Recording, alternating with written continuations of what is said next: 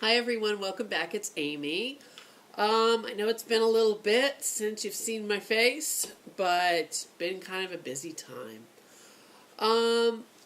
Today, as we're talking about feelings a little further, I want to kind of finish this up by giving you a couple of exercises to do.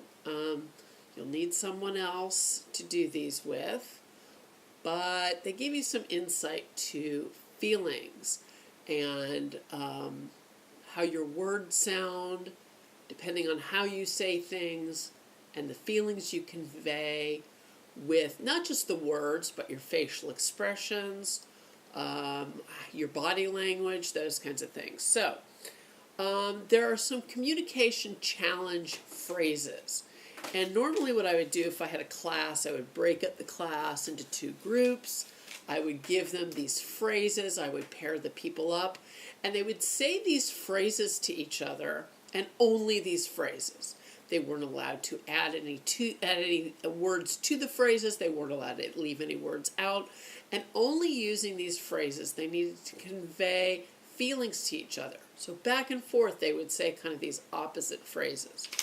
Believe it or not, just with the use of the phrases and changing the emphasis in the sentences, changing the pitch and tone of your voice, changing your facial expression, your body language, these phrases come across completely different each time you say them. So I'm going to tell you what the phrases are. And like I said, I would pair people up who had the opposite phrases, kind of yes, no, that kind of thing. All right? And they would look at each other and say these phrases and see how they change, just giving each other a minute of time, even just a minute of time to go back and forth. All right? So the phrases were, Group A would have these A phrases were yes, I want it, I can do it, I want you to stay, come over here, help me, would you, it's all your fault, this is a good idea, and there is something I want to tell you. All right. Now those people would be paired up with people who would say, conversely, no, you can't have it. No, you can't. I have to go. No, you come over here. I can't. No, again. No, it's yours. No, it's not. And I don't want to hear it. So if somebody were to say to you, there's something I want to tell you, and the person across from them would say, I don't want to hear it. And then the person would change the way they say it and say, there's something I want to tell you. Maybe the person will respond with an increased level of their voice saying, I don't want to hear it. There's a change there. And the feelings that you get when someone speaks to you one way as opposed to another way, those things change. And those are things that you need to be sensitive to. All right? You need to examine your feelings on these things. So, I will post a picture of the group, the A phrases and the B phrases, and try seeing, even saying it in a mirror, these things. Watch your face, watch your body language, listen to the tone of voice, and see how saying things in a certain way. A lot of times they say it's not what you say, it's how you say it. It's very, very true. All right, the second exercise that I'd like to give you again is to do with someone else. Each of you would take 5 little pieces of paper and write down 5 things that scare you. You could even do this with more people. And then somebody picks out of the hat, and you gotta not pick your own. And there you are, looking at a phrase of something that scares someone else. And put yourself in that person's place. All right?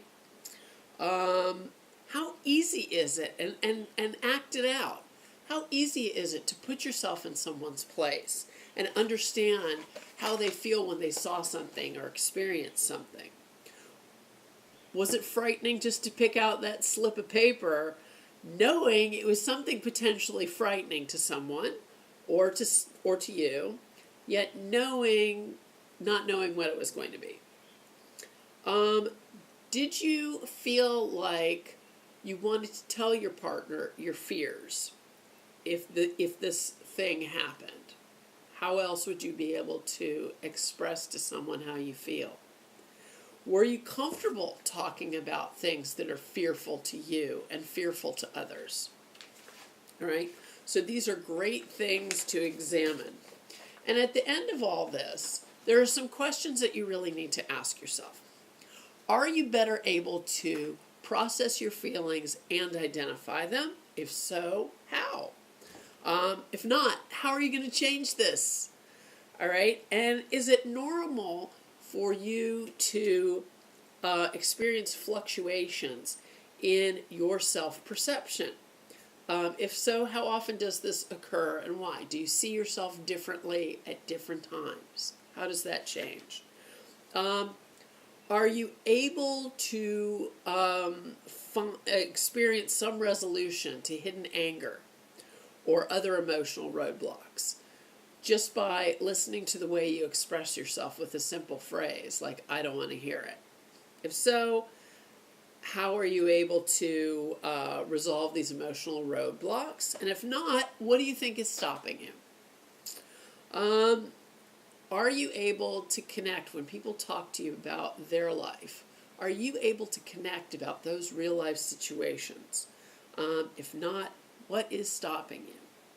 And did you learn anything about appropriate responses by hearing the group A and the group B phrases? If somebody says, I need to talk to you about something, do you say, I don't want to hear it? Is that appropriate? And if you can think of a better way that you would answer someone, what is it? It sounds very bad when you hear, I don't want to hear it from somebody. So if you can think of another way that you would say the same thing, what would that be so that you don't elicit those feelings when you cut somebody down and say, I don't want to hear it? You're not just talking about, I don't want to hear what you have to say. It's really saying, I don't want to hear from you. I don't want to hear what you have to say. So you have to think of other ways to have appropriate responses to these things. So if you can think of other things, great. And if not, if you're going to stick to these things that hurt people, you got to figure out what's stopping you from changing the way that you deal with people. All right?